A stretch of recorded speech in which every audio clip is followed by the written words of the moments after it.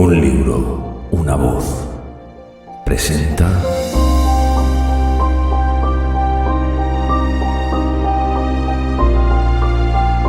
una novela escrita por Fyodor Dostoyevsky.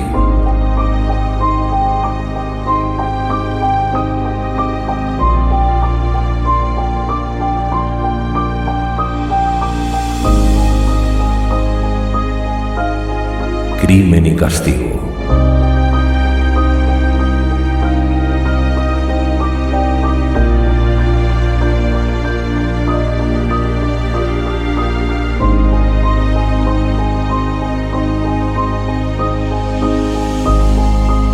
Narrado por Miguel Ibarz.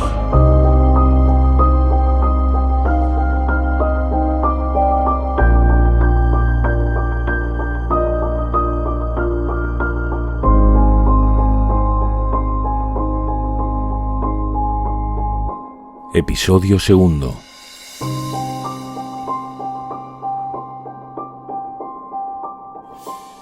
Capítulo 3.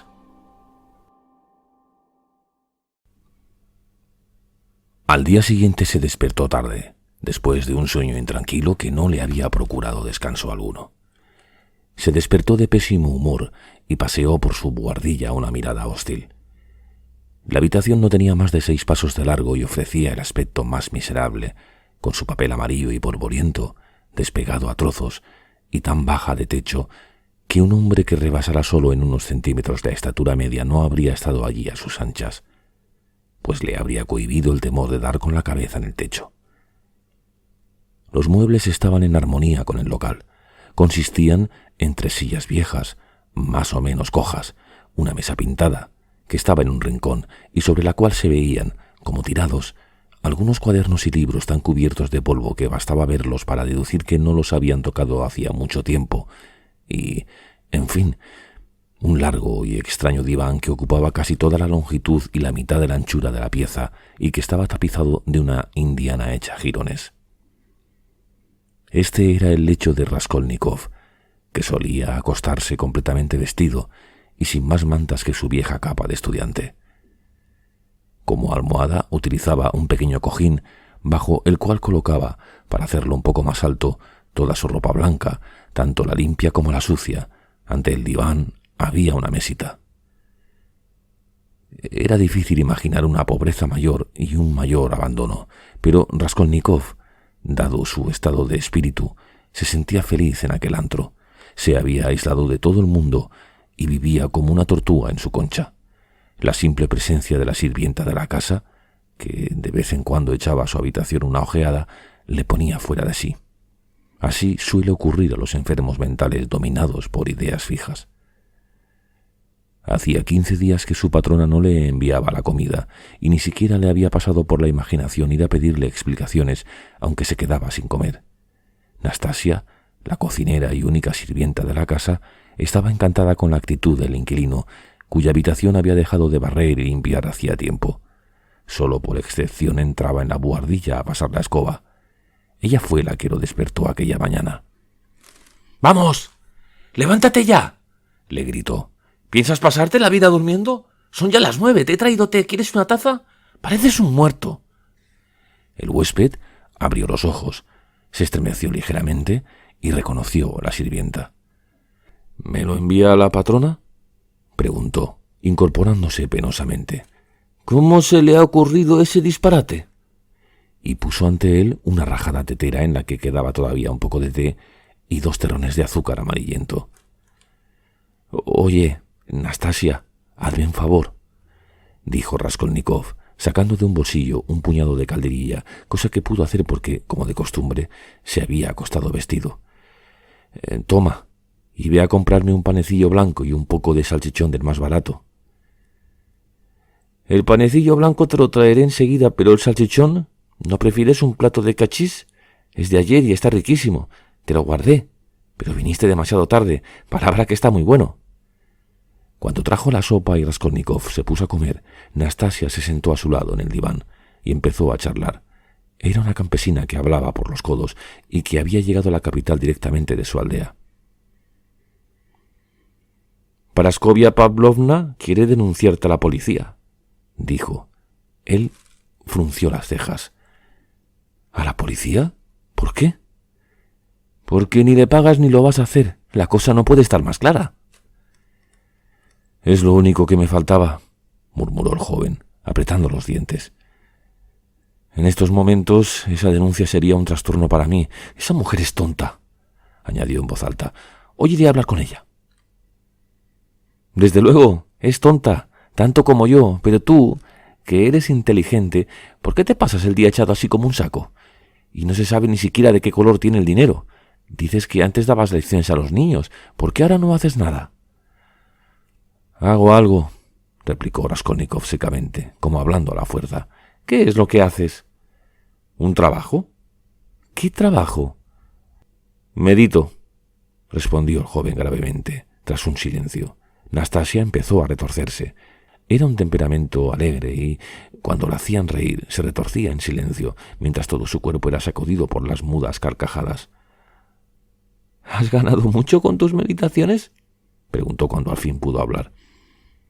No se pueden dar lecciones cuando no se tienen botas. Además, odio las lecciones. De buena gana les escupiría. No escupas tanto. El salivazo podría caer sobre ti.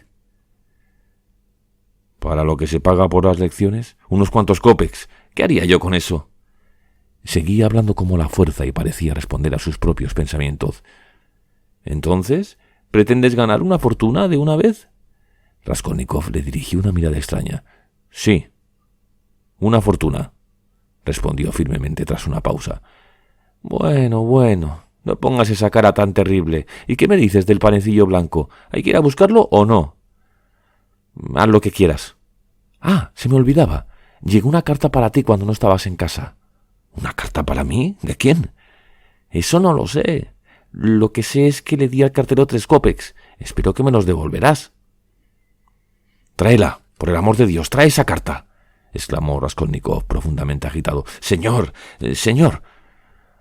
Un minuto después tenía la carta en la mano. Como había supuesto, era de su madre, pues procedía del distrito de R. Estaba pálido. Hacía mucho tiempo que no había recibido ninguna carta, pero la emoción que agitaba su corazón en aquel momento obedecía a otra causa.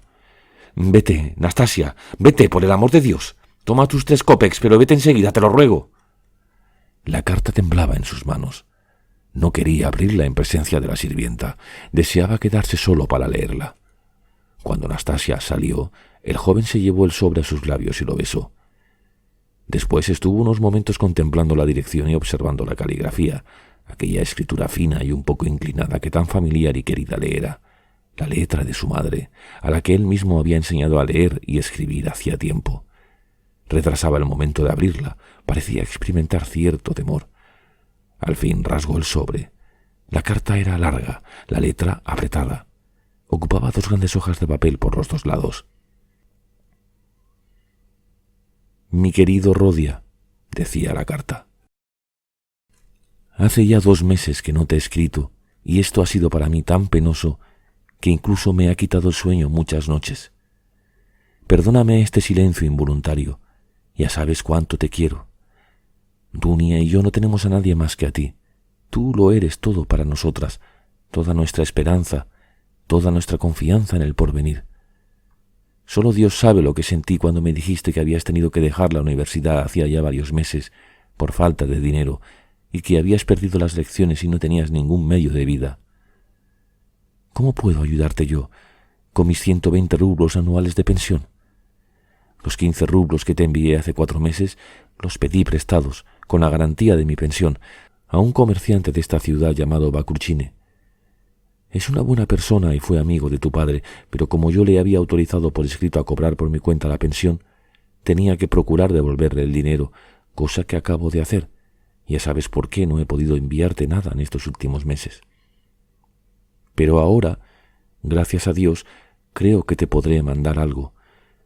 Por otra parte, en estos momentos no podemos quejarnos de nuestra suerte por el motivo que me apresuro a participarte. Ante todo, querido Rodia, tú no sabes que hace ya 6 semanas que tu hermana vive conmigo y que ya no tendremos que volver a separarnos.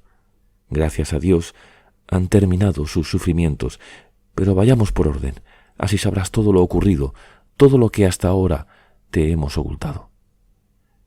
Cuando hace 2 meses me escribiste diciéndome que te habías enterado de que Dunia había caído en desgracia en casa de los Svidrigailov, que la trataban desconsideradamente, y me pedías que te lo explicara todo, no me pareció conveniente hacerlo. Si te hubiese contado la verdad, lo habrías dejado todo para venir, aunque hubieras tenido que hacer el mismo camino a pie, pues conozco tu carácter y tus sentimientos, y sé que no habrías consentido que insultaran a tu hermana. Yo estaba desesperada, pero ¿qué podía hacer?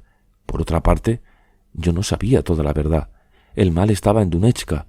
Al entrar el año pasado en casa de los Svidrigailov como institutriz, había pedido por adelantado la importante cantidad de 100 rublos, comprometiéndose a devolverlos con sus honorarios.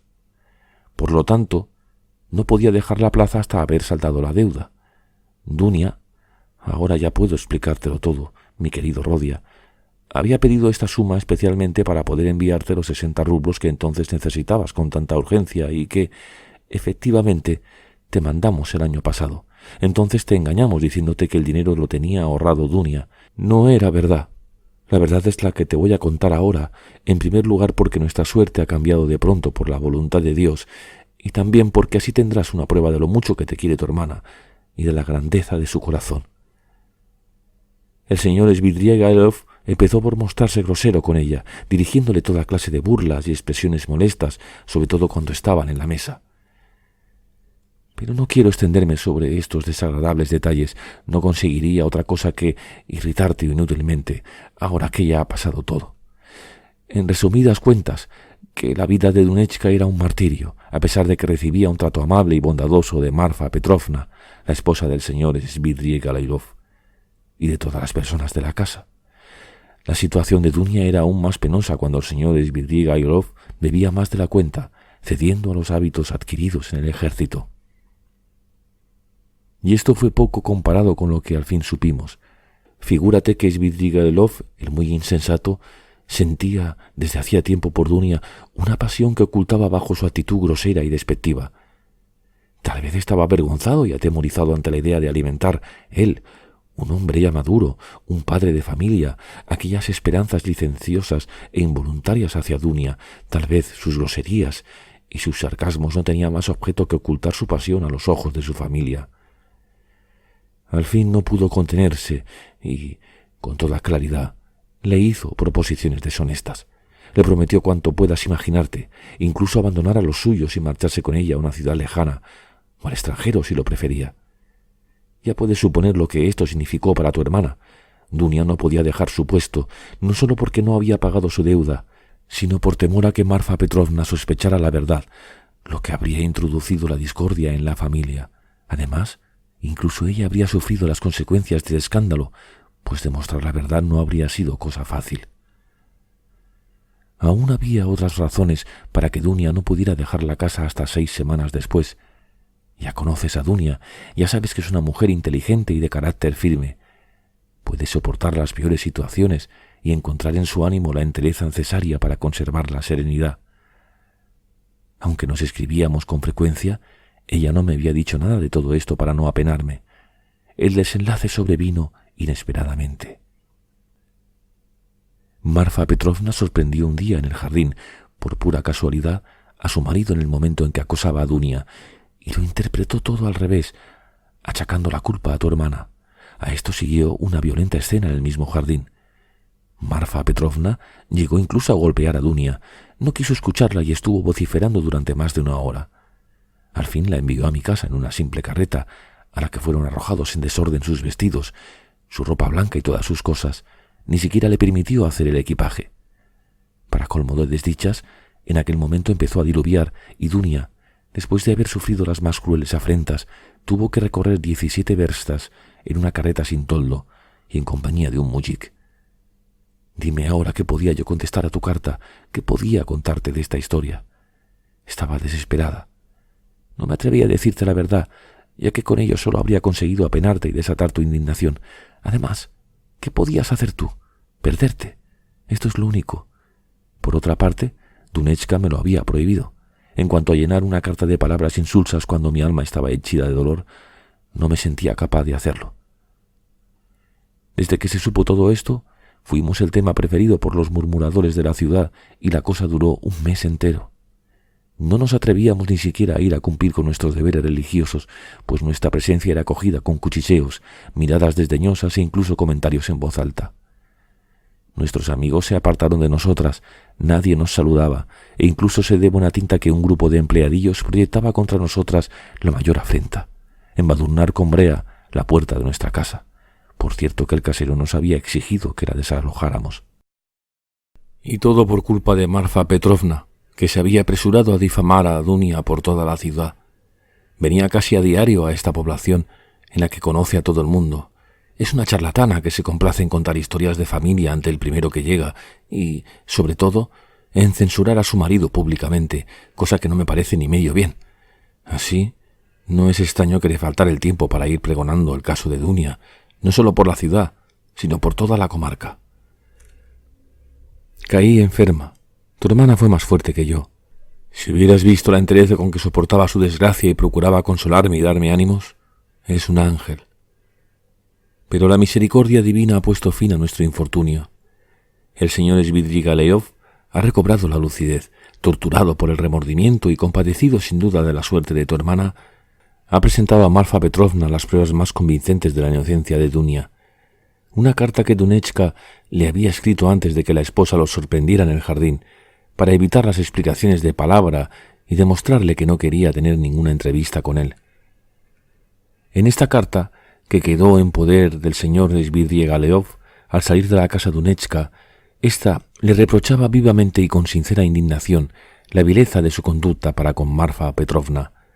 Le recordaba que era un hombre casado y padre de familia, y le hacía ver la indignidad que cometía persiguiendo a una joven desgraciada e indefensa. En una palabra, querido Rodia, que esta carta respira tal nobleza de sentimientos y está escrita en términos tan conmovedores que lloré cuando la leí, e incluso hoy no puedo releerla sin derramar unas lágrimas. Además, Dunia pudo contar al fin con el testimonio de los sirvientes, que sabían más de lo que el señor Svidrigailov suponía. Marfa Petrovna quedó por segunda vez estupefacta, como herida por un rayo, según su propia expresión, pero no dudó ni un momento de la inocencia de Dunia, y al día siguiente, que era domingo, lo primero que hizo fue ir a la iglesia e implorar a la Santa Virgen que le diera fuerzas para soportar su nueva desgracia y cumplir con su deber. Acto seguido vino a nuestra casa y nos refirió todo lo ocurrido, llorando amargamente. En un arranque de remordimiento, se arrojó en los brazos de Dunia y le suplicó que la perdonara.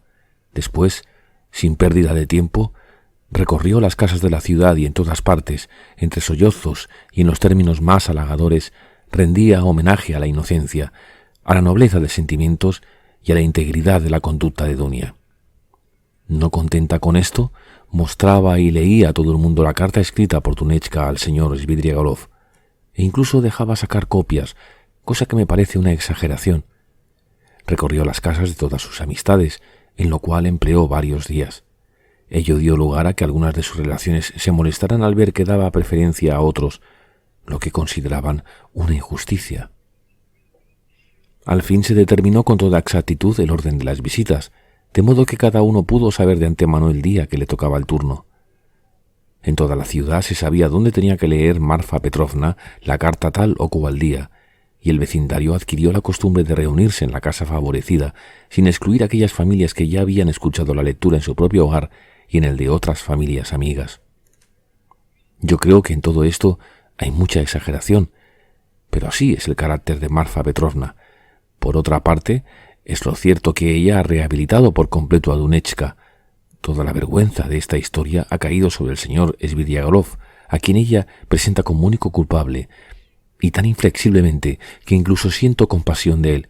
A mi juicio, la gente es demasiado severa con este insensato. Inmediatamente llovieron sobre Dunia ofertas para dar lecciones, pero ella las ha rechazado todas. Todo el mundo se ha apresurado a testimoniarle su consideración. Yo creo que a esto hay que atribuir principalmente el acontecimiento inesperado que va a cambiar, por decirlo así, nuestra vida. Has de saber, querido Rodia, que Dunia ha recibido una solicitud de matrimonio y la ha aceptado, lo que me apresuro a comunicarte. Aunque esto se ha hecho sin consultarte, espero que nos perdonarás, pues ya comprenderás que no podíamos retrasar nuestra decisión hasta que recibiéramos tu respuesta. Por otra parte, no habrías podido juzgar con acierto las cosas desde tan lejos. He aquí cómo ha ocurrido todo. El prometido de tu hermana, Piotr Petrovich Ilyushin, es consejero de los tribunales y pariente lejano de Marfa Petrovna. Por mediación de ella, y después de intervenir activamente en este asunto, nos transmitió su deseo de entablar conocimiento con nosotras. Le recibimos cortésmente, tomamos café y, al día siguiente mismo, nos envió una carta en la que nos hacía su petición con finas expresiones y solicitaba una respuesta rápida y categórica. Es un hombre activo y que está siempre ocupadísimo. Ha de partir cuanto antes para Petersburgo y debe aprovechar el tiempo. Al principio, como comprenderás, nos quedamos atónitas, pues no esperábamos en modo alguno una solicitud de esta índole, y tu hermana y yo nos pasamos el día reflexionando sobre la cuestión. Es un hombre digno y bien situado. Presta servicios en 2 departamentos y posee una pequeña fortuna. Verdad es que tiene ya 45 años, pero su presencia es tan agradable que estoy segura de que todavía gusta a las mujeres. Es austero y sosegado, aunque tal vez un poco altivo. Pero es muy posible que esto último sea tan solo una apariencia engañosa. Ahora una advertencia, querido Rodia. Cuando lo veas en Petersburgo, cosa que ocurrirá muy pronto, no te precipites a condenarlo duramente, siguiendo tu costumbre, si ves en él algo que te disguste. Te digo esto en un exceso de previsión, pues estoy segura de que producirá en ti una impresión favorable. Por lo demás, para conocer a una persona, hay que verla y observarla atentamente durante mucho tiempo, so pena de dejarte llevar de prejuicios y cometer errores que después no se reparan fácilmente. Todo induce a creer que Piotr Petrovich es un hombre respetable a carta cabal. En su primera visita nos dijo que era un espíritu realista, que compartía en muchos puntos la opinión de las nuevas generaciones y que detestaba los prejuicios. Habló de otras muchas cosas, pues parece un poco vanidoso y le gusta que le escuchen, lo cual no es un crimen, ni mucho menos. Yo, naturalmente, no comprendí sino una pequeña parte de sus comentarios, pero Dunia me ha dicho que, aunque su instrucción es mediana, parece bueno e inteligente. Ya conoces a tu hermana, Rodia. Es una muchacha enérgica, razonable, paciente y generosa, aunque posee, de esto estoy convencida, un corazón apasionado. Indudablemente, el motivo de este matrimonio no es, por ninguna de las dos partes, un gran amor, pero Dunia, además de inteligente, es una mujer de corazón noble, un verdadero ángel, y se impondrá el deber de hacer feliz a su marido, el cual, por su parte, procurará corresponderle, cosa que, hasta el momento, no tenemos motivo para poner en duda, pese a que el matrimonio, hay que confesarlo, se ha concretado con cierta precipitación. Por otra parte, siendo él tan inteligente y perspicaz, comprenderá que su felicidad conyugal dependerá de la que proporcione a Dunechka. En lo que concierne a ciertas disparidades de genio, de costumbres arraigadas, de opiniones, cosas que se ven en los hogares más felices, Dunechka me ha dicho que está segura de que podrá evitar que ello sea motivo de discordia, que no hay que inquietarse por tal cosa, pues ella se siente capaz de soportar todas las pequeñas discrepancias con tal que las relaciones matrimoniales sean sinceras y justas. Además, las apariencias son engañosas muchas veces. A primera vista me ha parecido un tanto brusco y seco, pero esto puede proceder precisamente de su rectitud y sólo de su rectitud. En su segunda visita, cuando ya su petición había sido aceptada, nos dijo, en el curso de la conversación, que antes de conocer a Dunia ya había resuelto casarse con una muchacha honesta y pobre que tuviera experiencia de las dificultades de la vida, pues considera que el marido no debe sentirse en ningún caso deudor de la mujer y que, en cambio, es muy conveniente que ella vea en él un bienhechor. Sin duda, no me expreso con la amabilidad y delicadeza con que él se expresó, pues solo he retenido la idea, no las palabras. Además, habló sin premeditación alguna, dejándose llevar del calor de la conversación, tanto que él mismo trató después de suavizar el sentido de sus palabras. Sin embargo, a mí me parecieron un tanto duras, y así se lo dije a Dunechka, pero ella me contestó con cierta irritación que una cosa es decir y otra hacer, lo que sin duda es verdad. Dunia no pudo pegar ojo la noche que precedió a su respuesta y, creyendo que yo estaba dormida, se levantó y estuvo varias horas paseando por la habitación. Finalmente se arrodilló delante del icono y oró fervorosamente. Por la mañana me dijo que ya había decidido lo que tenía que hacer. «Ya te he dicho que Piotr Petrovich se trasladará muy pronto a Petersburgo, a donde le llaman intereses importantísimos, pues quiere establecerse allí como abogado. Hace ya mucho tiempo que ejerce y acaba de ganar una causa importante.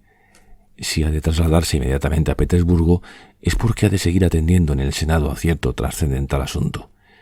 Por todo esto, querido Rodia, este señor será para ti sumamente útil, y Dunia y yo hemos pensado que puedes comenzar enseguida tu carrera y considerar tu porvenir asegurado. Oh, si esto llegara a realizarse, sería una felicidad tan grande que solo la podríamos atribuir a un favor especial de la providencia. Dunia solo piensa en esto. Ya hemos insinuado algo a Piotr Petrovich. Él, mostrando una prudente reserva, ha dicho que, no pudiendo estar sin secretario, preferiría, naturalmente, confiar este empleo a un pariente que a un extraño, siempre y cuando aquel fuera capaz de desempeñarlo. ¿Cómo no has de ser capaz de desempeñarlo tú? Sin embargo, manifestó al mismo tiempo el temor de que, debido a tus estudios, no dispusieras del tiempo necesario para trabajar en su bufete. Así que hizo la cosa por el momento, pero Dunia solo piensa en este asunto. Vive desde hace algunos días en un estado febril y ha forjado ya sus planes para el futuro. Te ve trabajando con Piotr Petrovich e incluso llegando a ser su socio, y eso sin dejar tus estudios de derecho. Yo estoy de acuerdo en todo con ella, Rodia, y comparto sus proyectos y sus esperanzas, pues la cosa me parece perfectamente realizable, a pesar de las evasivas de Piotr Petrovich, muy explicables, ya que él todavía no te conoce. Dunia está segura de que conseguirá lo que se propone, gracias a su influencia sobre su futuro esposo, influencia que no le cabe duda de que llegará a tener. Nos hemos guardado mucho de dejar traslucir nuestras esperanzas ante Piotr Petrovich, sobre todo la de que llegues a ser su socio algún día. Es un hombre práctico y no le habría parecido nada bien lo que habría juzgado como un vano ensueño. Tampoco le hemos dicho ni una palabra de nuestra firme esperanza de que te ayude materialmente cuando estés en la universidad, y ello por dos razones. La primera es que a él mismo se le ocurrirá hacerlo, y lo hará del modo más sencillo, sin frases altisonantes. Solo faltaría que hiciera un feo sobre esta cuestión a Dunechka, y más aún teniendo en cuenta que tú puedes llegar a ser su colaborador, su brazo derecho, por decirlo así, y recibir esta ayuda no como una limosna, sino como un anticipo por tu trabajo. Así es como Dunechka desea que se desarrolle este asunto, y yo comparto enteramente su parecer. La segunda razón que nos ha movido a guardar silencio sobre este punto es que deseo que puedas mirarle de igual a igual en vuestra próxima entrevista. Dunia le ha hablado de ti con entusiasmo, y él ha respondido que a los hombres hay que conocerlos antes de juzgarlos, y que no formará su opinión sobre ti hasta que te haya tratado. Ahora te voy a decir una cosa, mi querido Rodia. A mí me parece, por ciertas razones, que desde luego no tienen nada que ver con el carácter de Piotr Petrovich y que tal vez son solamente caprichos de vieja, a mí me parece, repito, que lo mejor sería que, después del casamiento, yo siguiera viviendo sola en vez de instalarme en casa de ellos. Estoy completamente segura de que él tendrá la generosidad y la delicadeza de invitarme a vivir separada de mi hija, y sé muy bien que, si todavía no ha dicho nada, es porque lo considera natural, pero yo no aceptaré. He observado en más de una ocasión que los yernos no suelen tener cariño a sus suegras, y yo no solo no quiero ser una carga para nadie, sino que deseo vivir completamente libre mientras me queden algunos recursos y tenga hijos como Dunechka y tú. Procuraré vivir cerca de vosotros, pues aún tengo que decirte lo más agradable, Rodia. Precisamente por serlo lo he dejado para el final de la carta. Has de saber, querido hijo, que seguramente nos volveremos a reunir los tres muy pronto y podremos abrazarnos tras una separación de 3 años. Está completamente decidido que Dunia y yo nos traslademos a Petersburgo. No puedo decirte la fecha exacta de nuestra salida, pero puedo asegurarte que está muy próxima. Tal vez no tardemos más de 8 días en partir. Todo depende de Piotr Petrovich, que nos avisará cuando tenga casa. Por ciertas razones, desea que la boda se celebre cuanto antes, lo más tarde antes de la Cuaresma de la Asunción. Qué feliz seré cuando pueda estrecharte contra mi corazón. Dunia está loca de alegría ante la idea de volver a verte. Me ha dicho, en broma, claro es, que esto habría sido motivo suficiente para decidirla a casarse con Piotr Petrovich. Es un ángel. No quiere añadir nada a mi carta, pues tiene tantas y tantas cosas que decirte que no siente el deseo de empuñar la pluma, ya que escribir solo unas líneas sería en este caso completamente inútil. Me encarga que te envíe 1000 abrazos. Aunque estemos en vísperas de reunirnos, uno de estos días te enviaré algún dinero, la mayor cantidad que pueda. Ahora que todos saben por aquí que Dunechka se va a casar con Piotr Petrovich, nuestro crédito se ha reafirmado de súbito, y puedo asegurarte que Atanasio Ivanovich está dispuesto a prestarme hasta 75 rublos que devolveré con mi pensión. Por lo tanto, te podré mandar 25 o tal vez 30, y aún te enviaría más si no temiese que me faltara para el viaje. Aunque Piotr Petrovich haya tenido la bondad de encargarse de algunos de los gastos del traslado, nuestro equipaje, incluido el gran baúl, que enviará por medio de sus amigos, supongo.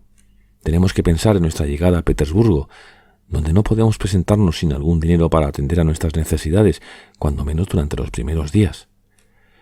Dunia y yo lo tenemos ya todo calculado al céntimo. El billete no nos resultará caro. De nuestra casa a la estación de ferrocarril más próxima solo hay 90 verstas, y ya nos hemos puesto de acuerdo con un mujik que nos llevará en su carro. Después nos instalaremos alegremente en un departamento de tercera. Yo creo que podré mandarte no 25, sino 30 rublos. Basta ya. He llenado 2 hojas y no dispongo de más espacio. Ya te lo he contado todo. Ya estás informado del cúmulo de acontecimientos de estos últimos meses. Y ahora, mi querido Rodia, te abrazo mientras espero que nos volvamos a ver y te envío mi bendición maternal. Quiere a Dunia, quiere a tu hermana, Rodia. Quiérela como ella te quiere a ti. Ella, cuya ternura es infinita. Ella, que te ama más que a sí misma. Es un ángel. Y tú, toda nuestra vida, toda nuestra esperanza y toda nuestra fe en el porvenir. Si tú eres feliz, lo seremos nosotras también. ¿Sigues rogando a Dios, Rodia? ¿Crees en la misericordia de nuestro Creador y de nuestro Salvador? Sentiría en el alma que te hubieras contaminado de esa enfermedad de moda que se llama ateísmo. Si es así, piensa que ruego por ti. Acuérdate, querido, de cuando eras niño. Entonces, en presencia de tu padre que aún vivía, tú balbuceabas tus oraciones sentado en mis rodillas y todos éramos felices. Hasta pronto. Te envío 1000 abrazos. Te querré mientras viva. Pulqueria Raskolnikova. Durante la lectura de esta carta, las lágrimas bañaron más de una vez el rostro de Raskolnikov, y cuando hubo terminado estaba pálido, tenía las facciones contraídas y en sus labios se percibía una sonrisa densa, amarga, cruel. Apoyó la cabeza en su mezquina almohada y estuvo largo tiempo pensando. Su corazón latía con violencia, su espíritu estaba lleno de turbación. Al fin sintió que se ahogaba en aquel cuartucho amarillo que más que habitación parecía un baúl o una alacena. Sus ojos y su cerebro reclamaban espacio libre. Cogió su sombrero y salió. Esta vez no temía encontrarse con la patrona en la escalera. Había olvidado todos sus problemas. Tomó el Boulevard V, camino de Vasilievsky Ostrov. Avanzaba con paso rápido, como apremiado por un negocio urgente. Como de costumbre, no veía nada ni a nadie y susurraba palabras sueltas, ininteligibles. Los transeúntes se volvían a mirarle y se decían: «Está bebido».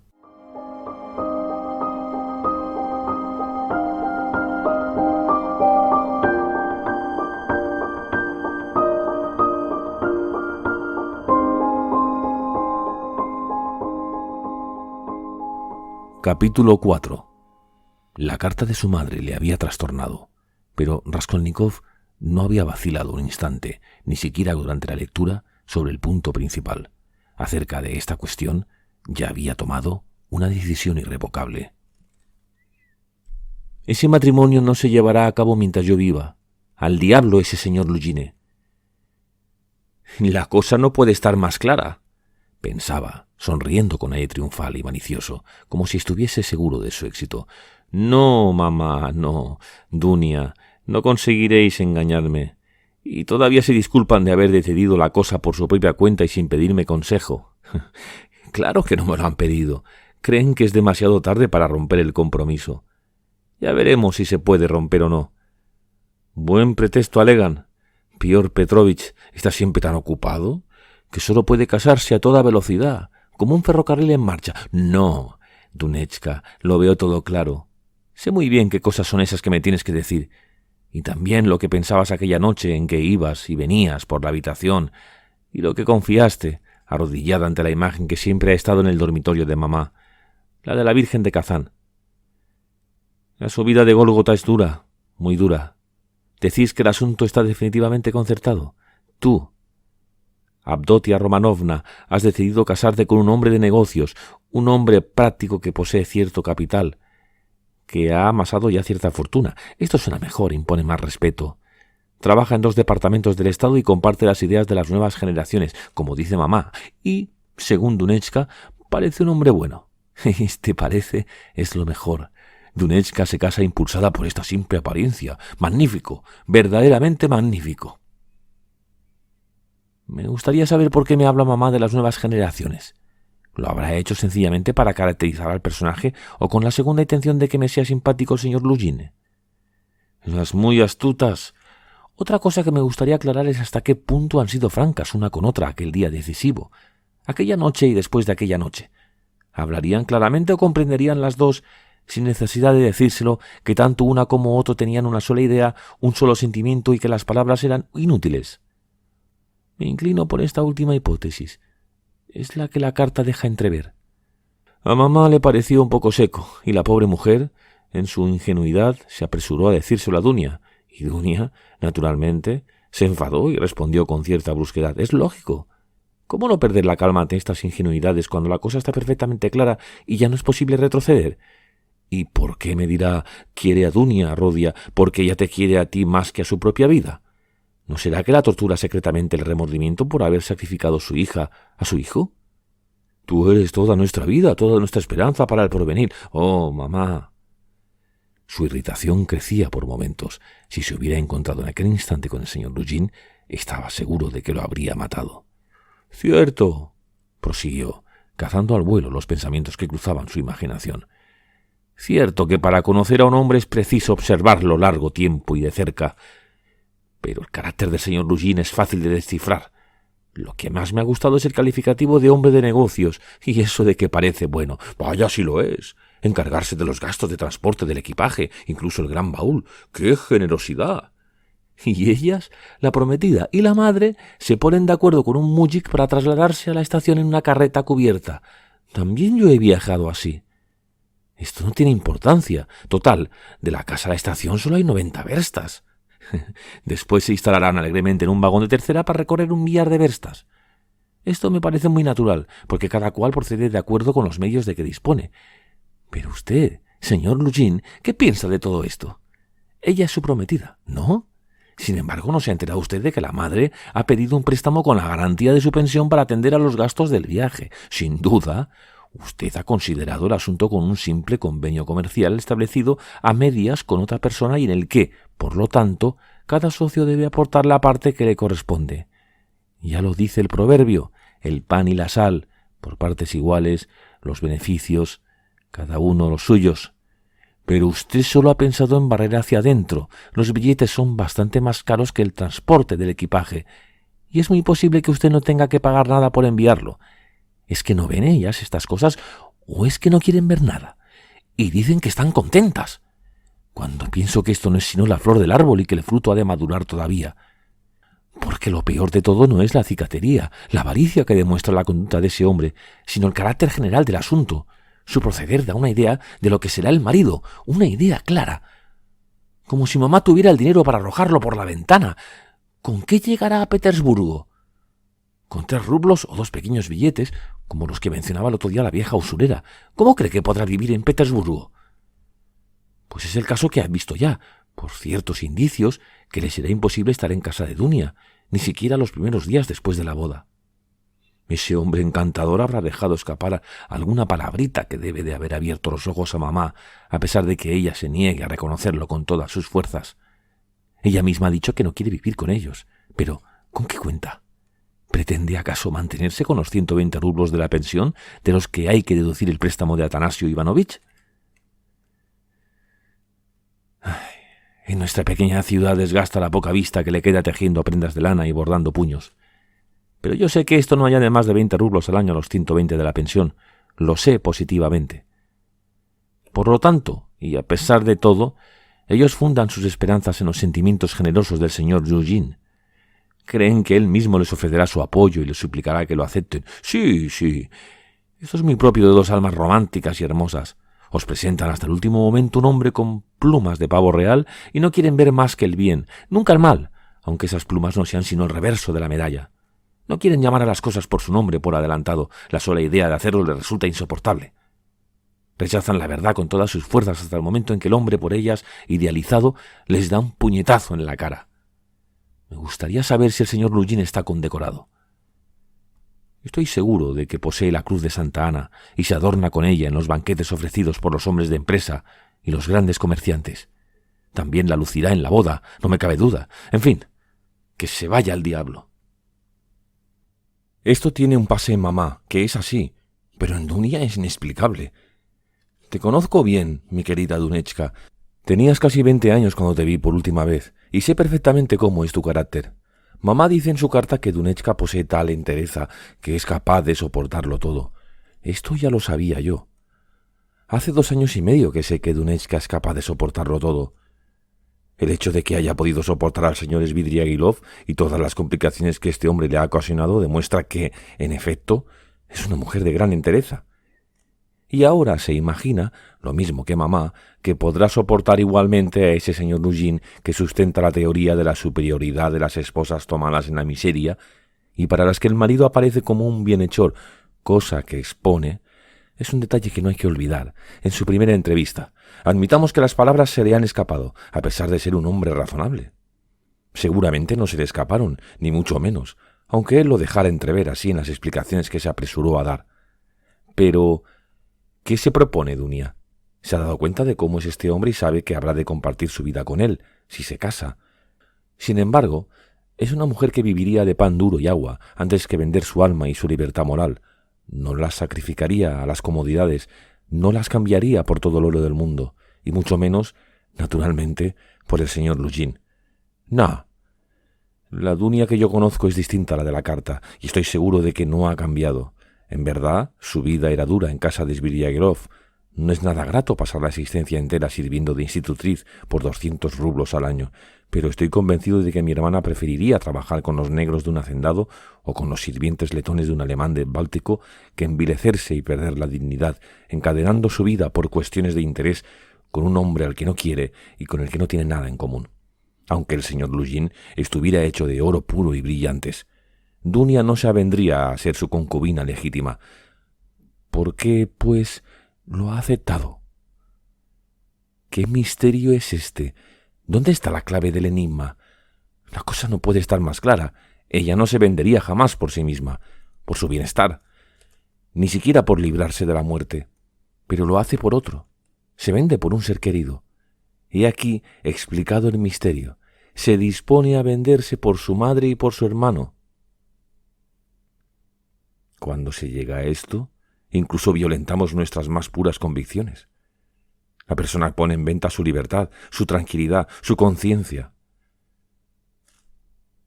Perezca yo con tal que mis seres queridos sean felices. Es más, nos elaboramos una casuística sutil y pronto nos convencemos a nosotros mismos de que nuestra conducta es inmejorable, de que era necesaria, de que la excelencia del fin justifica nuestro proceder. Así somos. La cosa está clara como la luz. Es evidente que en este caso solo se trata de Rodion Romanovich Raskolnikov. Él ocupa el primer plano. ¿Cómo proporcionarle la felicidad, permitirle continuar los estudios universitarios, asociarlo con un hombre bien situado asegura su porvenir? Andando el tiempo. Tal vez llegue a ser un hombre rico, respetado, cubierto de honores, e incluso puede terminar su vida en plena celebridad. ¿Qué dice la madre? ¿Qué ha de decir? Se trata de Rodia, del incomparable Rodia, del primogénito. ¿Cómo no ha de sacrificar al hijo mayor la hija, aunque esta hija sea una Dunia? ¡Oh, adorados e injustos seres! Aceptarían sin duda incluso la suerte de Sonechka, Sonechka Marmeladova, la eterna Sonechka, que durará tanto como el mundo. Pero, ¿habéis medido bien la magnitud del sacrificio? ¿Sabéis lo que significa?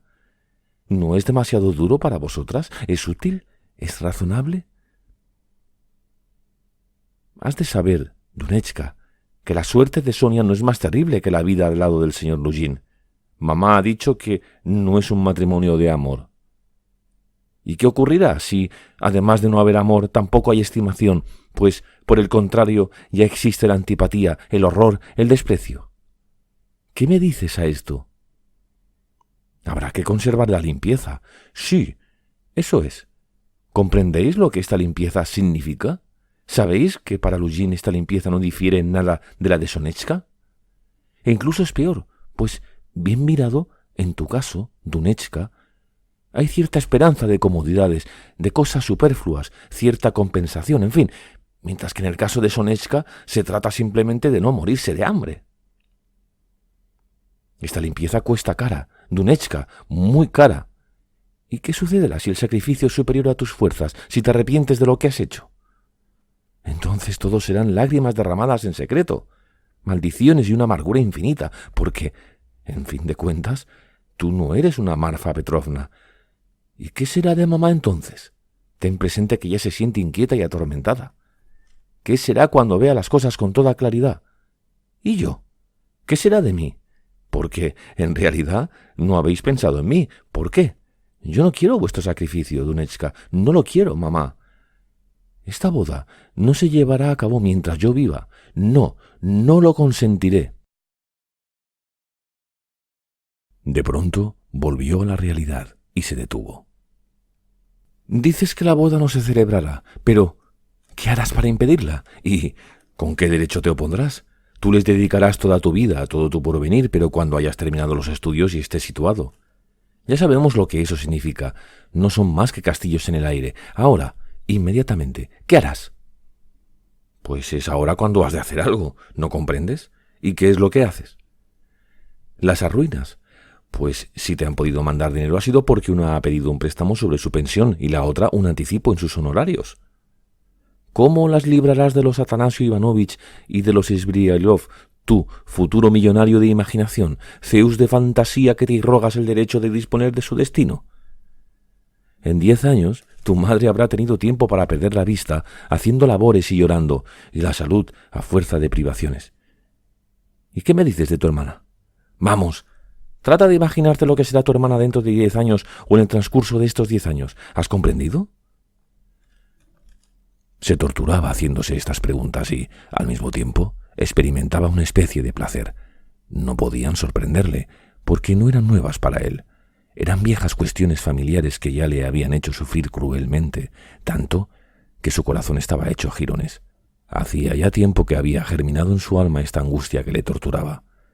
Luego había ido creciendo, amasándose, desarrollándose, y últimamente parecía haberse abierto como una flor y adoptado la forma de una espantosa, fantástica y brutal interrogación que le atormentaba sin descanso y le exigía imperiosamente una respuesta.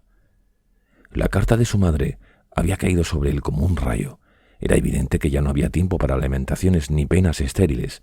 No era ocasión de ponerse a razonar sobre su impotencia, sino que debía obrar inmediatamente y con la mayor rapidez posible.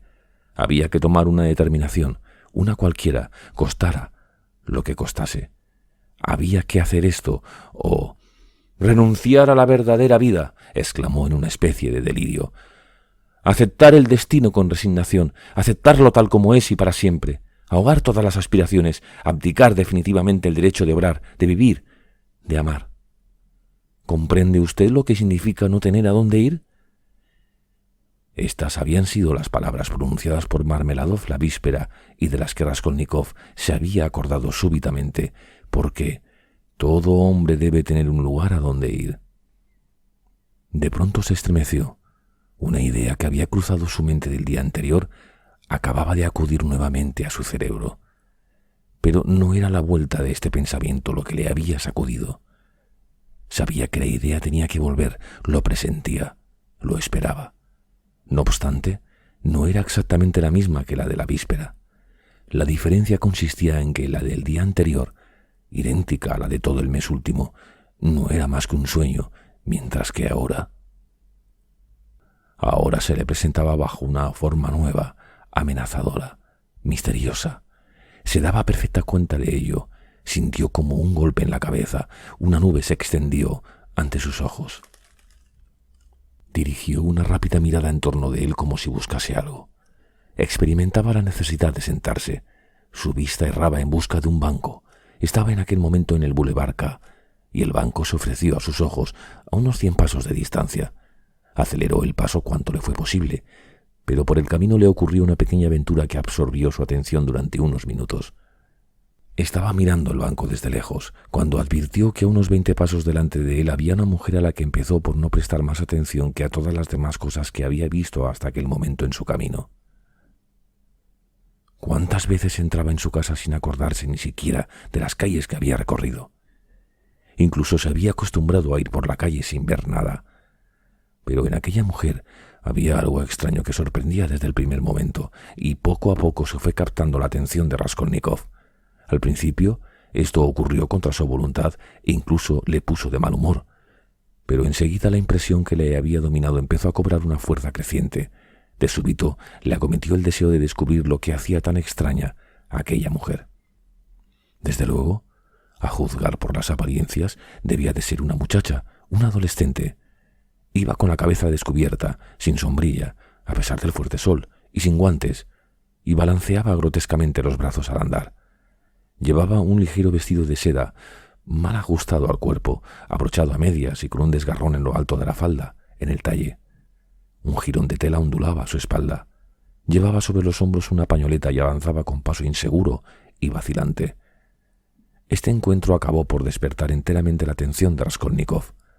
Alcanzó a la muchacha cuando llegaron al banco, donde ella, más que sentarse, se dejó caer y, echando la cabeza hacia atrás, cerró los ojos como si estuviera rendida de fatiga. Al observarla de cerca, advirtió que su estado obedecía a un exceso de alcohol. Esto era tan extraño que Raskolnikov se preguntó en el primer momento si no se habría equivocado. Estaba viendo una carita casi infantil, de unos 16 años, tal vez 15, una carita orlada de cabellos rubios, bonita, pero algo hinchada y congestionada. La chiquilla parecía estar por completo inconsciente. Había cruzado las piernas, adoptando una actitud desvergonzada, y todo parecía indicar que no se daba cuenta de que estaba en la calle. Raskolnikov no se sentó, pero tampoco quería marcharse. Permanecía de pie ante ella, indeciso. Aquel bulevar, poco frecuentado siempre, estaba completamente desierto a aquella hora, alrededor de la 1 de la tarde. Sin embargo, a unos cuantos pasos de allí, en el borde de la calzada, había un hombre que parecía sentir un vivo deseo de acercarse a la muchacha, por un motivo u otro.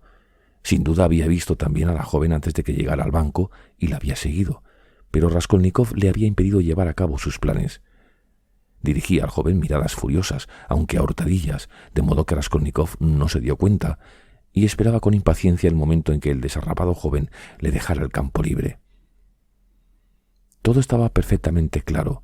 Aquel señor era un hombre de unos 30 años, bien vestido, grueso y fuerte, de tez roja y boca pequeña y encarnada, coronada por un fino bigote. Al verle, Raskolnikov experimentó una violenta cólera. De súbito le acometió el deseo de insultar a aquel fatuo. «Diga, Svidrigailov, ¿qué busca usted aquí?», exclamó, cerrando los puños y con una sonrisa mordaz. «¿Qué significa esto?», exclamó el interpelado con arrogancia, frunciendo las cejas y mientras su semblante adquiría una expresión de asombro y disgusto. «Largo de aquí, esto es lo que significa». «¿Cómo te atreves, miserable?». Levantó su fusta. Raskolnikov se arrojó sobre él con los puños cerrados, sin pensar en que su adversario podía deshacerse sin dificultad de dos hombres como él. Pero en este momento alguien le sujetó fuertemente por la espalda. Un agente de policía se interpuso entre los dos rivales. «Calma, señores, no se admiten riñas en los lugares públicos», y preguntó a Raskolnikov, al reparar en su destrozado traje. «¿Qué le ocurre a usted? ¿Cómo se llama?». Raskolnikov lo examinó atentamente. El policía tenía una noble cara de soldado y lucía mostachos y grandes patillas. Su mirada parecía llena de inteligencia. «Precisamente es usted el hombre que necesito. Soy Raskolnikov, antiguo estudiante. Digo que lo necesito por usted», añadió dirigiéndose al otro. «Venga, guardia, quiero que vea una cosa». Y sin soltar el brazo del policía, lo condujo al banco. «Venga, mire», Está completamente embriagada. Hace un momento se paseaba por el bulevar. Sabe Dios lo que será, pero desde luego no tiene aspecto de mujer alegre profesional. Yo creo que la han hecho beber y se han aprovechado de su embriaguez para abusar de ella. ¿Comprende usted? Después la han dejado libre en este estado. Observe que sus ropas están desgarradas y mal puestas. No se ha vestido ella misma, sino que la han vestido. Esto es obra de unas manos inexpertas, de unas manos de hombre, se ve claramente. Y ahora mire para ese lado. Ese señor con el que he estado a punto de llegar a las manos hace un momento es un desconocido para mí. Es la primera vez que le veo. Él la ha visto como yo. Hace unos instantes, en su camino, se ha dado cuenta de que estaba bebida, inconsciente, y ha sentido un vivo deseo de acercarse a ella y, aprovechándose de su estado, llevársela Dios sabe a dónde. Estoy seguro de no equivocarme. No me equivoco, créame. He visto cómo la acechaba. Yo he desbaratado sus planes y ahora solo espera que me vaya. Mire, se ha retirado un poco y, para disimular, está haciendo un cigarrillo. ¿Cómo podríamos librar de él a esta pobre chica y llevarla a su casa? Piense a ver si se le ocurre algo. El agente comprendió al punto la situación y se puso a reflexionar. Los propósitos del grueso caballero saltaban a la vista, pero había que conocer los de la muchacha. El agente se inclinó sobre ella para examinar su rostro desde más cerca y experimentó una sincera compasión. —¡Qué pena! —exclamó, sacudiendo la cabeza. —Es una niña. Le han tendido un lazo, no cabe duda. Oiga, señorita, ¿dónde vive? La muchacha levantó sus pesados párpados, miró con una expresión de aturdimiento a los dos hombres e hizo un gesto como para rechazar sus preguntas. —Oiga, guardia —dijo Raskolnikov, buscando en sus bolsillos de donde extrajo 20 kopecks—, aquí tiene dinero. Tome un coche y llévela a su casa. Si pudiéramos averiguar su dirección. —Señorita —volvió a decir el agente, cogiendo el dinero—, voy a parar un coche y le acompañaré a su casa. ¿A dónde hay que llevarla? ¿Dónde vive? —¡Dejadme en paz! ¡Qué pelmas! —exclamó la muchacha, repitiendo el gesto de rechazar a alguien. —Es lamentable. ¡Qué vergüenza!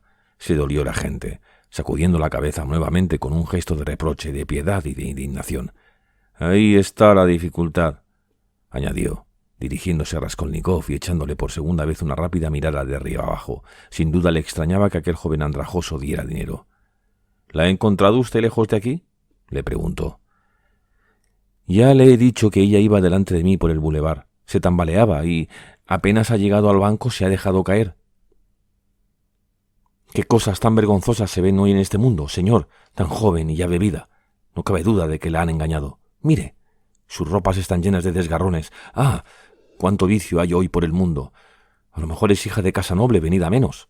Esto es muy corriente en nuestros tiempos. Parece una muchacha de buena familia. De nuevo se inclinó sobre ella. Tal vez él mismo era padre de jóvenes bien educadas que habrían podido pasar por señoritas de buena familia y finos modales.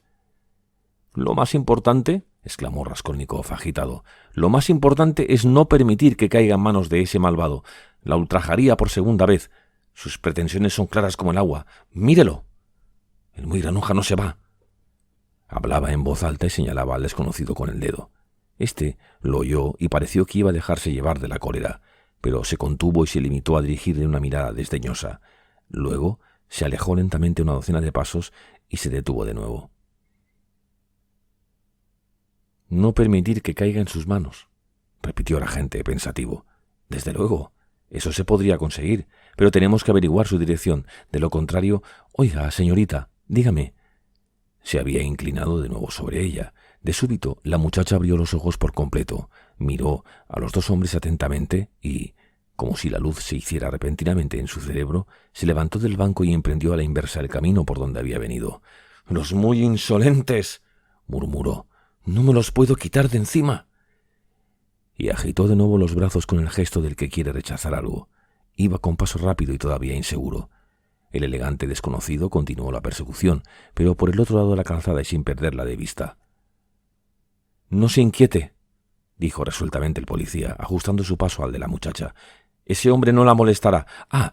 ¡Cuánto vicio hay por el mundo! —repitió, y lanzó un suspiro. En ese momento Raskolnikov se sintió asaltado por un impulso incomprensible. —¡Oiga! —gritó al noble bigotudo. El policía se volvió. «Déjela. ¿A usted qué? Deje que se divierta». Y señalaba al perseguidor. «¿A usted qué?». El agente no comprendía. Le miraba con los ojos muy abiertos. Raskolnikov se echó a reír. «Bah», exclamó el agente mientras sacudía la mano con ademán desdeñoso, y continuó la persecución del elegante señor y de la muchacha. Sin duda había tomado a Raskolnikov por un loco o por algo peor. Cuando el joven se vio solo, se dijo indignado: «Se lleva mis 20 kopecks. Ahora hará que el otro le pague también y le dejará a la muchacha. Así terminará la cosa. ¿Quién me ha mandado meterme a socorrerla? ¿Acaso esto es cosa mía? Solo piensan en comerse vivos unos a otros. ¿A mí qué me importa? Tampoco sé cómo me he atrevido a dar esos 20 kopecks, como si fueran míos». A pesar de estas extrañas palabras, tenía el corazón oprimido. Se sentó en el banco abandonado. Sus pensamientos eran incoherentes. Por otra parte, pensar, fuera en lo que fuere, era para él un martirio en aquel momento. Hubiera deseado olvidarlo todo, dormirse, después despertar y empezar una nueva vida. «Pobre muchacha», se dijo mirando al pico del banco donde había estado sentada. «Cuando vuelva en sí llorará y su madre se enterará de todo. Primero su madre le pegará, después la azotará cruelmente, como a un servil, y acto seguido, a lo mejor, la echará a la calle. Aunque no la eche, una daría Franz Bena, cualquiera acabará por olfatear la presa, y ya tenemos a la pobre muchacha rodando de un lado a otro. Y después al hospital. Así ocurre siempre a las que tienen madres honestas y se ven obligadas a hacer las cosas discretamente. Y después, otra vez al hospital. 2 o 3 años de esta vida y ya es un ser acabado. Sí, a los 18 o 19 años ya es una mujer agotada. ¿Cuántas he visto así? ¿Cuántas han llegado a eso? Sí, todas empiezan como esta. Pero, ¿qué me importa a mí? Un tanto por ciento al año ha de terminar así, desaparecer. Dios sabe dónde. En el infierno, sin duda, para garantizar la tranquilidad de los demás. Un tanto por ciento. Qué expresiones tan finas, tan tranquilizadoras, tan técnicas emplea la gente. Un tanto por ciento. No hay, pues, razón para inquietarse. Si se dijera de otro modo, la cosa cambiaría. La preocupación sería mayor. ¿Y si Dunechka se viera englobada en este tanto por ciento, sino el año que corre el que viene? Pero, a todo esto, ¿a dónde voy?, pensó de súbito. ¡Qué raro! Yo he salido de casa para ir a alguna parte. Apenas he terminado de leer, he salido para... Ahora me acuerdo. Iba a Vasilievsky Ostrov, a casa de Rasumikígine. Pero, ¿para qué? ¿A santo de qué se me ha ocurrido ir a ver a Rasumikígine? ¡Qué cosa tan extraordinaria! Ni él mismo comprendía sus actos. Rasumikígine era uno de sus antiguos compañeros de universidad. Hay que advertir que Raskolnikov, cuando estudiaba, vivía aparte de los demás alumnos, aislado, sin ir a casa de ninguno de ellos ni admitir sus visitas. Sus compañeros le habían vuelto pronto la espalda. No tomaba parte en las reuniones, en las polémicas ni en las diversiones de sus condiscípulos. Estudiaba con un ahínco, con un ardor que le había traído la admiración de todos, pero ninguno le tenía afecto. Era pobre en extremo, orgulloso, altivo, y vivía encerrado en sí mismo como si guardara un secreto. Algunos de sus compañeros juzgaban que los consideraba como niños a los que superaba en cultura y conocimientos y cuyas ideas e intereses eran muy inferiores a los suyos. Sin embargo, había hecho amistad con Rasumikígine. Por lo menos se mostraba con él más comunicativo, más franco que con los demás, y es que era imposible comportarse con Rasumikígine de otro modo. Era un muchacho alegre, expansivo y de una bondad que rayaba en el candor. Pero este candor no excluía los sentimientos profundos ni la perfecta dignidad. Sus amigos lo sabían y por eso lo estimaban todos. Estaba muy lejos de ser torpe, aunque a veces se mostraba demasiado ingenuo. Tenía una cara expresiva, era alto y delgado, de cabello negro, e iba siempre mal afeitado. Hacía sus calaveradas cuando se presentaba la ocasión y se detenía por un Hércules. Una noche que recorría las calles en compañía de sus camaradas, había derribado de un solo puñetazo a un gendarme que medía como mínimo 1,90 de estatura. Del mismo modo que podía beber sin tasa, era capaz de observar la sobriedad más estricta. Unas veces cometía locuras imperdonables, otras mostraba una prudencia ejemplar. Rasumikígine tenía otra característica notable. Ninguna contrariedad le turbaba, ningún revés le abatía. Podría haber vivido sobre un tejado, soportar el hambre más atroz y los fríos más crueles. Era extremadamente pobre, tenía que vivir de sus propios recursos y nunca le faltaba un medio u otro de ganarse la vida. Conocía infinidad de lugares donde procurarse dinero, trabajando, naturalmente. Se le había visto pasar todo un invierno sin fuego y él decía que esto era agradable, ya que se duerme mejor cuando se tiene frío. Había tenido también que dejar la universidad por falta de recursos, pero confiaba en poder reanudar sus estudios muy pronto y procuraba por todos los medios mejorar su situación pecuniaria. Hacía 4 meses que Raskolnikov no había ido a casa de Razumikijine y Razumikijine ni siquiera conocía la dirección de su amigo. Un día, hacía unos 2 meses, se habían encontrado en la calle, pero Raskolnikov se había desviado e incluso había pasado a la otra acera.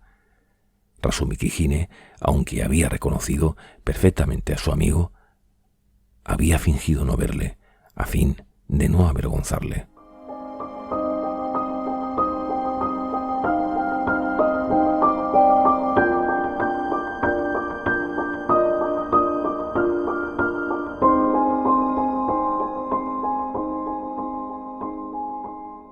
No hace mucho, pensó. Me propuse, en efecto, ir a pedir a Razumikijine que me proporcionara trabajo, lecciones a otra cosa cualquiera, pero ahora, ¿qué puede hacer por mí? Admitamos que me encuentre algunas lecciones e incluso que se reparta conmigo sus últimos kopecks, si tiene alguno, de modo que yo no pueda comprarme unas botas y adecentar mi traje, pues no voy a presentarme así a dar lecciones. Pero, ¿qué haré después con unos cuantos kopecks? ¿Es este acaso lo que yo necesito ahora? Es sencillamente ridículo que vaya a casa de Razumikijine. La cuestión de averiguar por qué se dirigía a casa de Razumikijine le atormentaba más de lo que se confesaba a sí mismo. Buscaba afanosamente un sentido siniestro a aquel acto aparentemente tan anodino. ¿Se puede admitir que me haya figurado que podría arreglarlo todo con la exclusiva ayuda de Razumikijine, que en el que podía hallar la solución de todos mis graves problemas? Se preguntó sorprendido. Reflexionaba, se frotaba la frente, y he aquí que de pronto, cosa inexplicable, después de estar torturándose la mente durante largo rato, una idea extraordinaria surgió en su cerebro. «Iré a casa de Razumikijine», se dijo entonces con toda calma, como el que ha tomado una resolución irrevocable. «Iré a casa de Razumikijine, cierto, pero no ahora. Iré a su casa al día siguiente del hecho, cuando todo haya terminado y todo haya cambiado para mí». Repentinamente, Raskolnikov volvió en sí. «Después del hecho», se dijo con un sobresalto, «¿pero este hecho se llevará a cabo? ¿Se realizará verdaderamente?» Se levantó del banco y echó a andar con un paso rápido. Casi corría, con la intención de volver a su casa. Pero al pensar en su habitación experimentó una impresión desagradable. Era en su habitación, en aquel miserable trabuco, donde había madurado la cosa, hacía ya más de un mes. Raskolnikov dio media vuelta y continuó su marcha a la aventura. Un febril temblor nervioso se había apoderado de él. Se estremecía. Tenía frío a pesar de que el calor era insoportable. Cediendo a una especie de necesidad interior y casi inconsciente, hizo un gran esfuerzo para fijar su atención en las diversas cosas que veía, con objeto de librarse de sus pensamientos, pero el empeño fue vano. A cada momento volvía a caer en su delirio. Estaba absorto unos instantes, se estremecía, levantaba la cabeza, paseaba la mirada a su alrededor y ya no se acordaba de lo que estaba pensando hacía unos segundos. Ni siquiera reconocía las calles que iba recorriendo. Así atravesó toda la isla Vasilievsky, llegó ante el pequeño Neva, pasó el puente y desembocó en las islas menores. En el primer momento, el verdor y la frescura del paisaje alegraron sus cansados ojos, habituados al polvo de las calles, a la blancura de la cal, a los enormes y aplastantes edificios. Aquí la atmósfera no era irrespirable ni pestilente. No se veía ni una sola taberna. Pero pronto estas nuevas sensaciones perdieron su encanto para él, que otra vez cayó en un malestar enfermizo. A veces se detenía ante algunos de aquellos chalés graciosamente incrustados en la verde vegetación. Miraba por la verja y veía a lo lejos, en balcones y terrazas, mujeres elegantemente compuestas y niños que corteaban por el jardín. Lo que más le interesaba, lo que atraía especialmente sus miradas, eran las flores. De vez en cuando veía pasar elegantes jinetes, amazonas, magníficos carruajes. Los seguía atentamente con la mirada y los olvidaba antes de que hubieran desaparecido.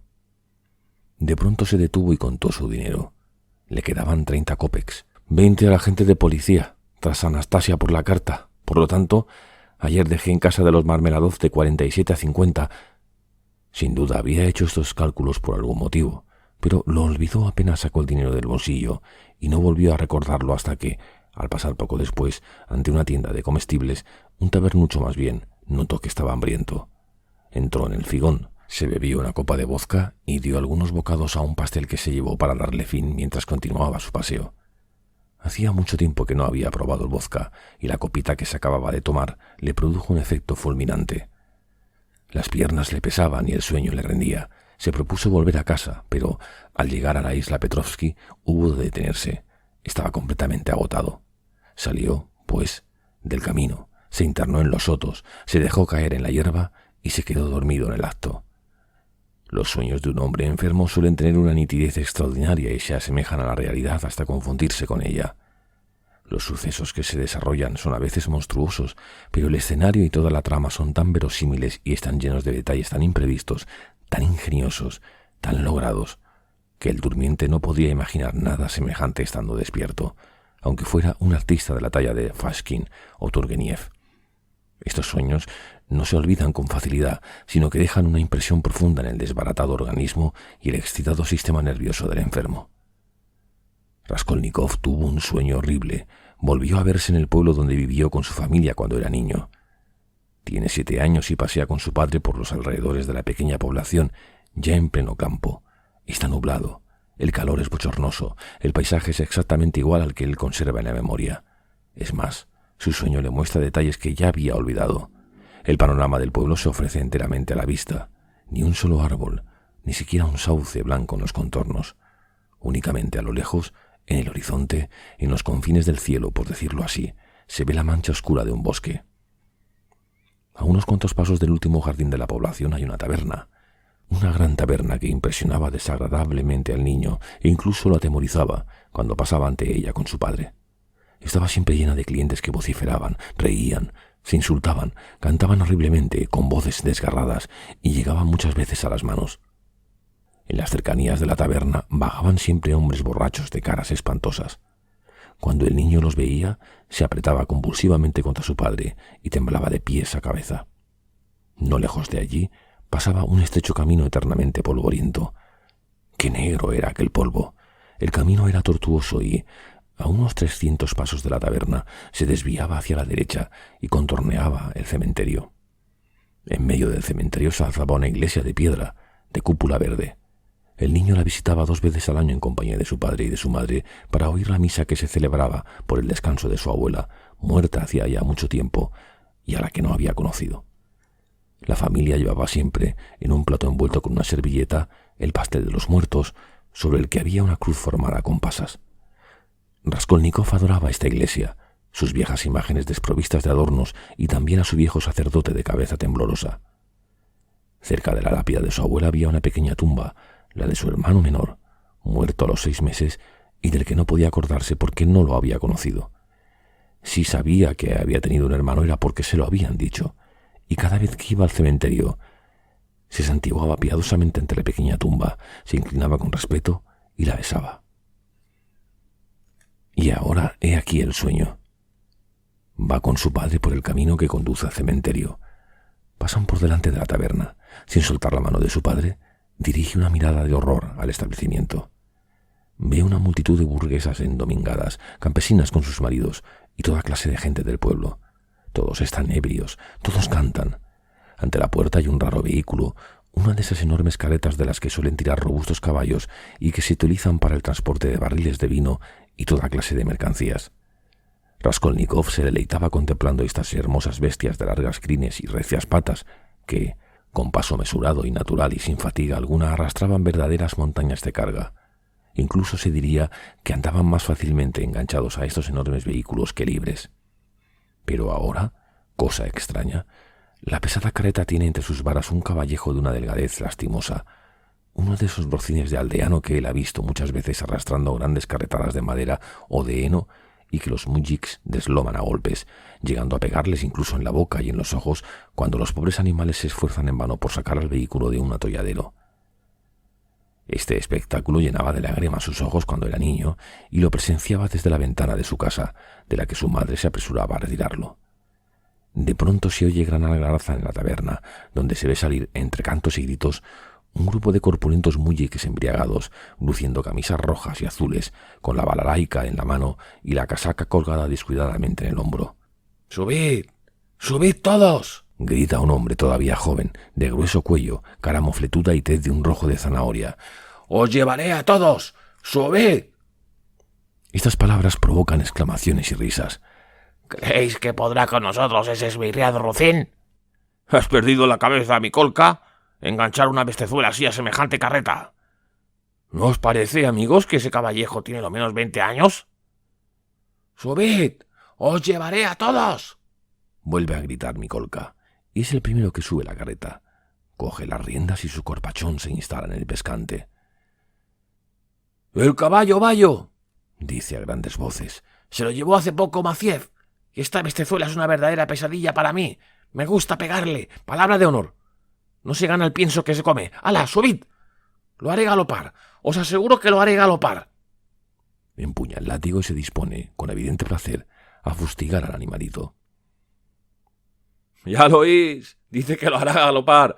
¡Ánimo y arriba!, exclamó una voz burlona entre la multitud. ¿Galopar? Hace lo menos 10 meses que este animal no ha galopado. Por lo menos os llevará a buena marcha. No lo compadezcáis, amigos. Coged cada uno un látigo. Eso, buenos latigazos es lo que necesita esta calamidad. Todos suben a la carreta de Mikolka entre bromas y risas. Ya hay 6 arriba y todavía queda espacio libre. En vista de ello, hacen subir a una campesina de cara rubicunda, con muchos bordados en el vestido y muchas cuentas de colores en el tocado.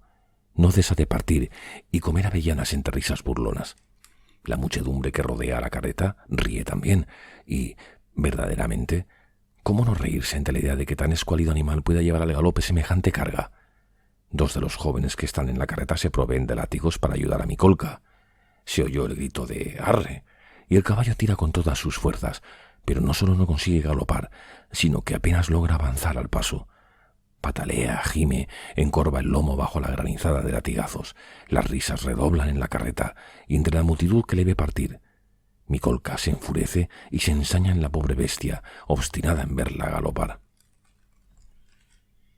«¡Dejadme subir también a mí, hermanos!», grita un joven, seducido por el alegre espectáculo. «¡Sube! ¡Subid!», grita Mikolka. «Nos llevará a todos. Yo le obligaré a fuerza de golpes, latigazos. Buenos latigazos». La rabia le ciega hasta el punto de que ya ni siquiera sabe con qué pegarle para hacerle más daño. «Papá, papaíto», exclama Rodia, «¿por qué hacen eso? ¿Por qué martirizan a ese pobre caballito?» «Vamos, vámonos», responde el padre. «Están borrachos. Así se divierten los muy imbéciles. Vámonos, no mires». E intenta llevárselo, pero el niño se desprende de su mano y, fuera de sí, corre hacia la carreta. El pobre animal está ya exhausto, se detiene, jadeante. Luego empieza a tirar nuevamente. Está a punto de caer. «¡Pegadle hasta matarlo!», ruge Mikolka. «Eso es lo que hay que hacer. Yo os ayudo». «Tú no eres cristiano.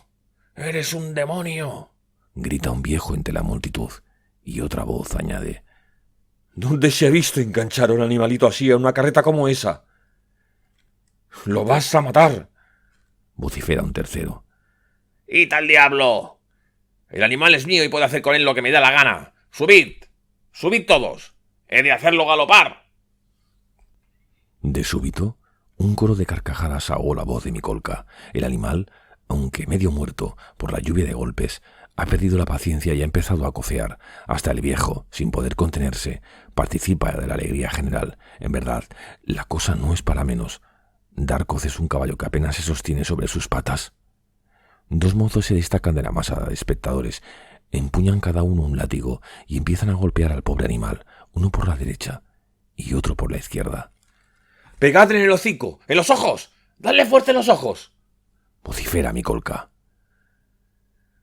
«Cantemos una canción, camaradas», dice una voz en la carreta. «El estribillo tenéis que repetirlo todos». Los mujiks entonan una canción grosera acompañados por un tamboril. El estribillo se silba, la campesina sigue partiendo avellanas y riendo con sorna. Rodia se acerca al caballo y se coloca delante de él. Así puede ver cómo le pegan en los ojos. En los ojos. Llora. El corazón se le contrae. Ruedan sus lágrimas. Uno de los verdugos le roza la cara con el látigo. Él ni siquiera se da cuenta. Se retuerce las manos, grita, corre hacia el viejo de barba blanca, que sacude la cabeza y parece condenar el espectáculo. Una mujer lo coge de la mano y se lo quiere llevar, pero él se escapa y vuelve al lado del caballo que, aunque ha llegado al límite de sus fuerzas, intenta aún cocear. ¡El diablo te lleve!, vocifera Mikolka, ciego de ira. Arroja el látigo, se inclina y coge del fondo de la carreta un grueso palo. Sosteniéndolo con las dos manos por un extremo, lo levanta penosamente sobre el lomo de la víctima. ¡Lo vas a matar!, grita uno de los espectadores. «Seguro que lo mata», dice otro.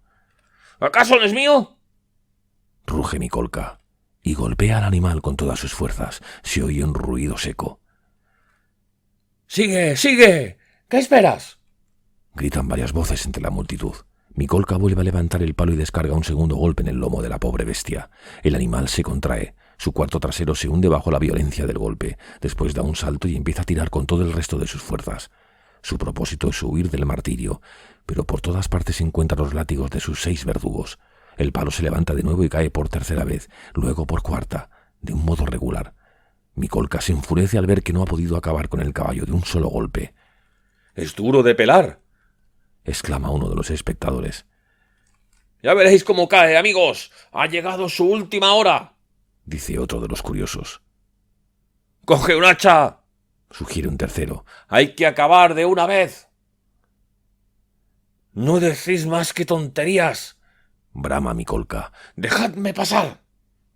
Arroja el palo, se inclina, busca de nuevo en el fondo de la carreta y, cuando se pone derecho, se ve en sus manos una barra de hierro. «¡Cuidado!», exclama.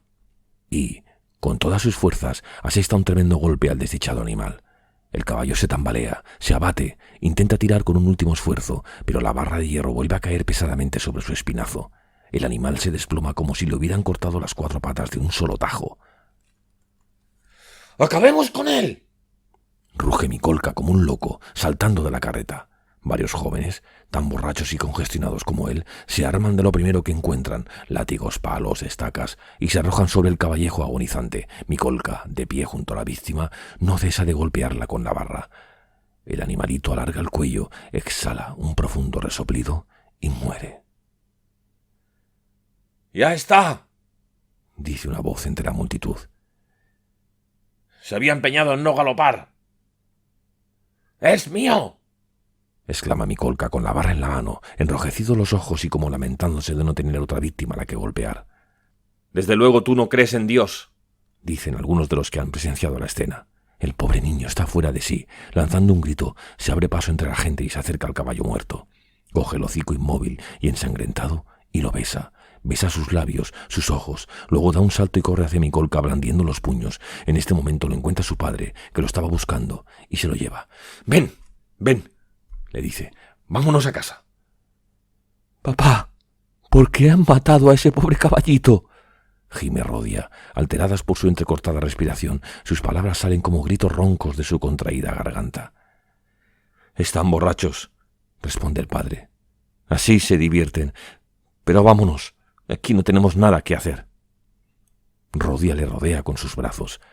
Siente una opresión horrible en el pecho. Raskolnikov se despertó sudoroso. Todo su cuerpo estaba húmedo, empapados sus cabellos. Se levantó horrorizado, jadeante. «Bendito sea Dios», exclamó. «No ha sido más que un sueño». Se sentó al pie de un árbol y respiró profundamente. «Pero, ¿qué me ocurre? Debo de tener fiebre. Este sueño horrible lo demuestra». Tenía el cuerpo acartonado. En su alma todo era oscuridad y turbación. Apoyó los codos en las rodillas y hundió la cabeza entre las manos. «¿Es posible, señor? ¿Es realmente posible que yo coja un hacha y la golpee con ella hasta partirle el cráneo? ¿Es posible que me deslice sobre la sangre tibia y viscosa para forzar la cerradura, robar y ocultarme con el hacha, temblando, ensangrentado? ¿Es posible, señor?» Temblaba como una hoja. «Pero, ¿a qué pensar en esto?», prosiguió. profundamente sorprendido. Ya estaba convencido de que no sería capaz de hacerlo. ¿Por qué, pues, atormentarme así? Ayer mismo, cuando hice el ensayo, comprendí perfectamente que esto era superior a mis fuerzas. ¿Qué necesidad tengo de volver a interrogarme? Ayer, cuando bajaba aquella escalera, me decía que el proyecto era vil, horrendo, odioso. Solo de pensar en él me sentía aterrado, con el corazón oprimido. No tendría valor, no lo tendría aunque supiera que mis cálculos son perfectos, que todo el plan forjado este último mes tiene la claridad de la luz y la exactitud de la aritmética. Nunca tendría valor. ¿Para qué, pues, seguir pensando en ello? Se levantó, lanzó una mirada de asombro en todas direcciones, como sorprendido de verse allí, y se dirigió al puente. Estaba pálido y sus ojos brillaban. Sentía todo el cuerpo dolorido, pero empezaba a respirar más fácilmente. Notaba que se había librado de la espantosa carga que durante tanto tiempo le había abrumado. Su alma se había aligerado y la paz reinaba en ella. «Señor», imploró, «indícame el camino que debo seguir y renunciaré a ese maldito sueño». Al pasar por el puente contempló el Neva y la puesta del sol, hermosa y flamígera.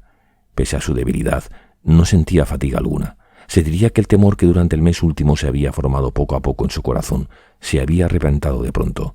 Se sentía libre. Se había roto el embrujo, la acción del maleficio había cesado. Más adelante, cuando Raskolnikov recordaba este periodo de su vida y todo lo sucedido durante él, minuto por minuto, punto por punto, sentía una mezcla de asombro y inquietud supersticiosa ante un detalle que no tenía nada de extraordinario, pero que había influido decisivamente en su destino. He aquí el hecho que fue siempre un enigma para él. ¿Por qué, aun sintiéndose fatigado, tan extenuado que debió regresar a casa por el camino más corto y más directo, había dado un rodeo por la plaza del mercado central, donde no tenía nada que hacer? Desde luego, esta vuelta no alargaba demasiado su camino, pero era completamente inútil. Cierto que infinidad de veces había regresado a su casa sin saber las calles que había recorrido, pero ¿por qué aquel encuentro tan importante para él, a la vez que tan casual, que había tenido en la plaza del mercado, donde no tenía nada que hacer, se había producido entonces, aquella hora, en aquel minuto de su vida, y en tales circunstancias de que todo ello había de ejercer la influencia más grave y decisiva en su destino? Era para creer que el propio destino lo había preparado todo de antemano. Eran cerca de las 9 cuando llegó a la plaza del mercado central.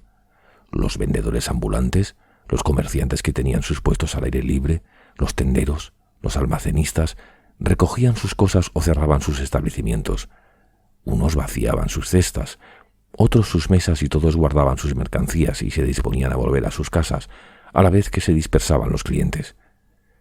Ante los bodegones que ocupaban los sótanos de los sucios y nauseabundos inmuebles de la plaza, y especialmente a las puertas de las tabernas, hormigueaba una multitud de pequeños traficantes y vagabundos.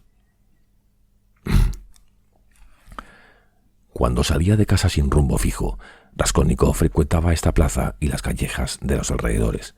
Sus andrajos no atraían miradas desdeñosas. Allí podía presentarse uno vestido de cualquier modo, sin temor a llamar la atención. En la esquina del callejón K, un matrimonio de comerciantes vendía artículos de mercería expuestos en 2 mesas, carretes de hilo, ovillos de algodón, pañuelos de indiana. También se estaban preparando para marcharse. Su retraso se debía a que se habían entretenido hablando con una conocida que se había acercado al puesto. Esta conocida era Elisabeth Ivanovna, o Lisbeth, como la solían llamar, hermana de Alena Ivanovna, viuda de un registrador, la vieja Alena, la usurera cuya casa había visitado Raskolnikov el día anterior para empeñar su reloj y hacer un ensayo. Hacía tiempo que tenía noticias de esta Lisbeth, y también ella conocía un poco a Raskolnikov. Era una doncella de 35 años, desgarbada y tan tímida y bondadosa que rayaba en la idiotez. Temblaba ante su hermana mayor, que la tenía esclavizada, la hacía trabajar noche y día, e incluso llegaba a pegarle. Plantada ante el comerciante y su esposa, con un paquete en la mano, los escuchaba con atención y parecía mostrarse indecisa. Ellos le hablaban con gran animación. Cuando Raskolnikov vio a Lisbeth, experimentó un sentimiento extraño, una especie de profundo asombro, aunque el encuentro no tenía nada de sorprendente. «Usted, y nadie más que usted, Lisbeth Ivanovna, ha de decidir lo que debe hacer», decía el comerciante. Venga mañana a eso de las 7. Ellos vendrán también. ¿Mañana?, dijo Lisbeth lentamente y con aire pensativo, como si no se atreviera a comprometerse. —¿Qué miedo le tiene a Lena Ivanovna? —exclamó la esposa del comerciante, que era una mujer de gran desenvoltura y voz chillona. Cuando la veo ponerse así me parece estar mirando a una niña pequeña. Al fin y al cabo, esa mujer que la tiene en un puño no es más que su medio hermana. —Le aconsejo que no diga nada a su hermana —continuó el marido—. Créame. Venga a casa sin pedirle permiso. La cosa vale la pena. Su hermana tendrá que reconocerlo. —Tal vez venga. De 6 a 7. Los vendedores enviarán a alguien y usted resolverá. —Le daremos una taza de té —prometió la vendedora. —Bien, vendré —repuso Lisbeth, aunque todavía vacilante. Y empezó a despedirse con su calma característica. Raskolnikov había dejado ya tan atrás el matrimonio y su amiga que no pudo oír ni una palabra más. Había cortado el paso insensiblemente y había procurado no perder una sola sílaba de la conversación. A la sorpresa del primer momento había sucedido gradualmente un horror que le produjo escalofríos. Se había enterado, de súbito y del modo más inesperado, que al día siguiente, exactamente a las 7, Lisbeth, la hermana de la vieja, la única persona que la acompañaba, habría salido y, por lo tanto, que a las 7 del día siguiente la vieja estaría sola en la casa. Raskolnikov estaba cerca de la suya. Entró en ella como un condenado a muerte. No intentó razonar. Además, no habría podido. Sin embargo, sintió súbitamente y con todo su ser que su libre albedrío y su voluntad ya no existían, que todo acababa de decidirse irrevocablemente. Aunque hubiera esperado durante años enteros una ocasión favorable, aunque hubiera intentado provocarla, no habría podido hallar una mejor y que ofreciese más probabilidades de éxito que la que tan inesperadamente acababa de venírsele a las manos. Y aún era menos indudable que el día anterior no le habría sido fácil averiguar, sin hacer preguntas sospechosas y arriesgadas, que al día siguiente, a una hora determinada, la vieja contra la que planeaba un atentado estaría completamente sola en su casa.